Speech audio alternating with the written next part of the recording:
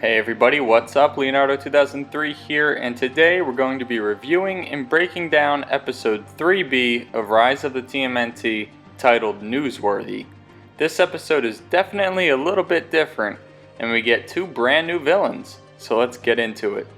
The episode begins with an evil monologue from a new villain, Warren Stone. This reminded me a lot of how the 2003 series used to start off all of its episodes. I gotta hand it to Donnie. His camouflage system kept our lair hidden from Shredder's goons while we were out of town. Speaking of the 2003 series, YouTube search RexRude99. The guy recently uploaded every episode in pristine HD quality. Definitely the best way to experience the 2003 series online right now. The monologue appears to be off-screen footage of the Turtles battling a robot and mutant bowling pins, with Warren Stone being pretty much a spectator. I don't believe that the Turtles even noticed him being at any of these battles. And speaking of mutant bowling pins, I actually love to bowl. Here's me rolling a strike from my Instagram page.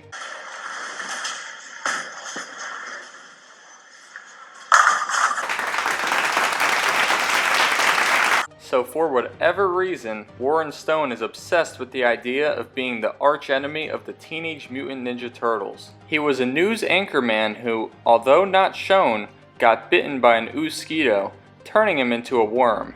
A mosquito is first shown flying away in the first scene.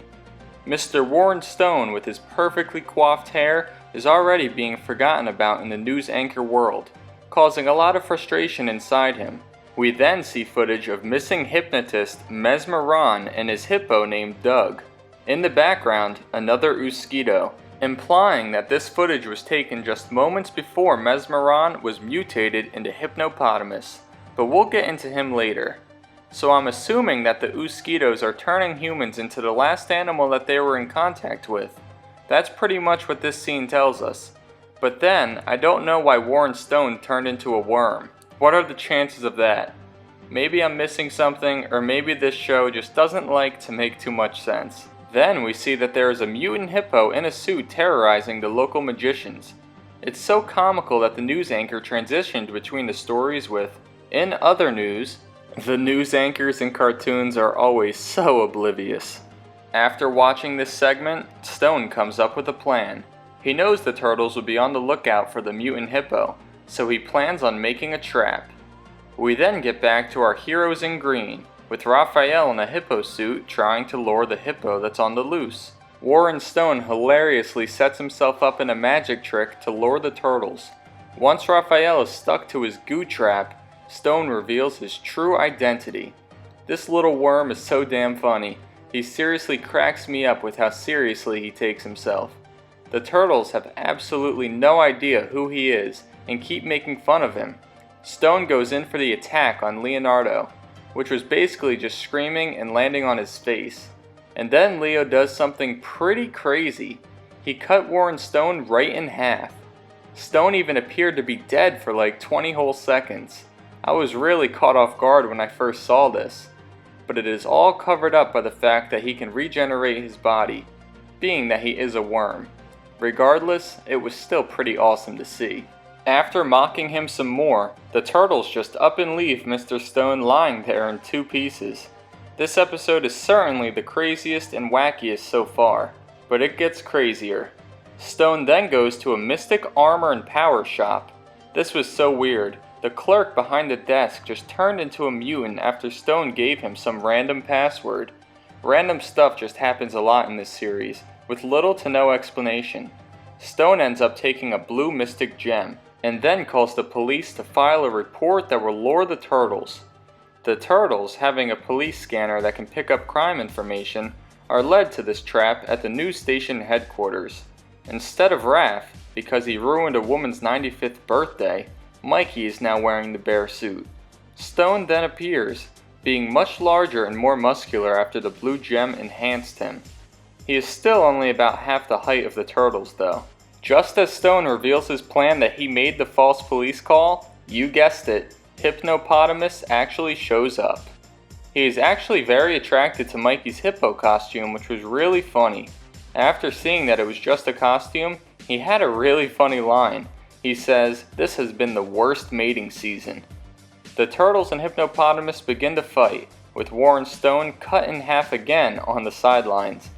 Hippopotamus turns out to be a big challenge for the young Turtles, and is able to hypnotize them into a sleep state. Just as he is about to finish off Mikey with his razor ring, Warren Stone comes out of nowhere and stops it with his hair. In true Psycho fashion, he saves the Turtles so that he can be the one to kill them. When Hippopotamus goes to hypnotize Warren Stone, he rips the mystic blue stone out of his chest and sends the power right back at the hippo.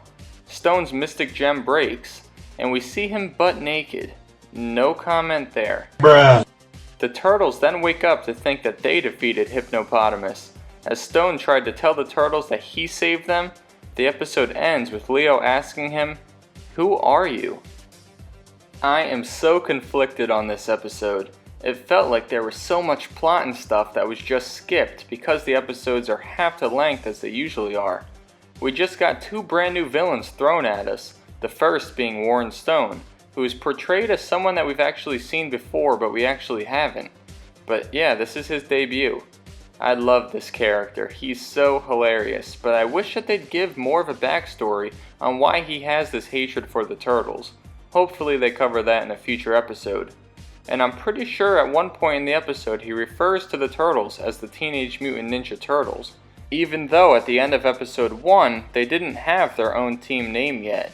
I thought that was a little weird. And then there was Hippopotamus, who only appeared in the last 3 minutes of the episode. He was a powerhouse, and his hypnotic ability led to him easily being able to defeat the Turtles. I'm guessing the Turtles will be chasing him around New York for a couple more episodes. So both of these new villains were pretty cool. I loved both of their personalities and their concepts. This episode was definitely comedy based, with only a little bit of action at the end. It was so silly and so random, but the episode itself was still really enjoyable.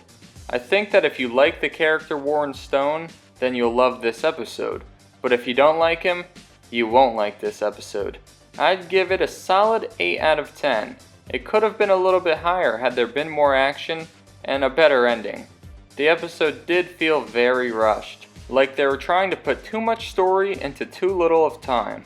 But I guess that's just something that Rise of the TMNT is going to have, and we just have to deal with it. What did you guys think of the episode? Let me know in the comments down below. Thank you guys so much for watching, and I'll be back soon with more news updates and reviews. There hasn't really been much TMNT news lately, as you guys can tell, so I kind of took a big break from TMNT and YouTube altogether.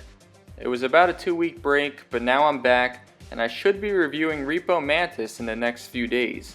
It was just madness with the lead up to the 5 episodes being revealed for Rise of the TMNT that I just had to take a little break.